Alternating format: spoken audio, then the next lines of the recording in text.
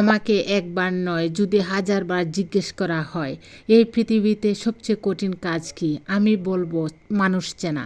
কারণ মানুষের মুখ বোঝা সহজ, কিন্তু তার মন বোঝা সবচেয়ে কঠিন। কাউকে কাঁদিয়ে যদি নিজেকে বড় ভাবো, সেইটা হবে বড় ভুল। কারণ আল্লাহ তাআলা একান্ত কারোর জন্য কষ্ট সৃষ্টি করেননি। অভিশাপ বলে একটি বাক্য আছে, আর সেই কষ্টের অভিশাপে একদিন তুমিও কাঁদবে। পৃথিবীতে সবচেয়ে বড় বেঈমান হচ্ছে সময়, যা একবার চলে গেলে আর ফিরে আসে না। সবচেয়ে স্বার্থপর হচ্ছে সুখ, যা বেশি দিন থাকে না। সবচেয়ে আপন হচ্ছে কষ্ট, যা সবসময় কাছে থাকে। দুর্বলরাই কেবল ভাগ্যকে দোষারোপ করে, আর বীরেরা ভাগ্যকে অর্জন করে। অন্য কারুর কাছ থেকে সম্মান পেতে হলে আপনাকে আগে তাদেরকে সম্মান দিতে হবে। আপনি নিজে যাকে সম্মান করেন না, তার কাছ থেকে আপনি সম্মান পাওয়ার আশা করতে পারেন না।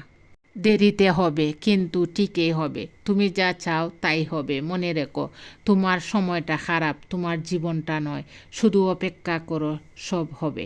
নিজের সাথে সর্বদা অপরের তুলনায় হলো মানুষের দুঃখের প্রধান কারণ। সমস্যা মানেই জীবনে থেমে যাওয়া নয়। সমস্যার অর্থ হলো নতুন কিছু শিখে সমাধানের পথ খুঁজে বের করা। নিজের মনকে সর্বদা কর্মের উপর স্থির করো, কর্ম ফলের উপর নয়। মানব জীবনের চিরন্তন সত্য হলো মৃত্যু, যা প্রতিটি মানুষের জীবনে নির্ধারিত।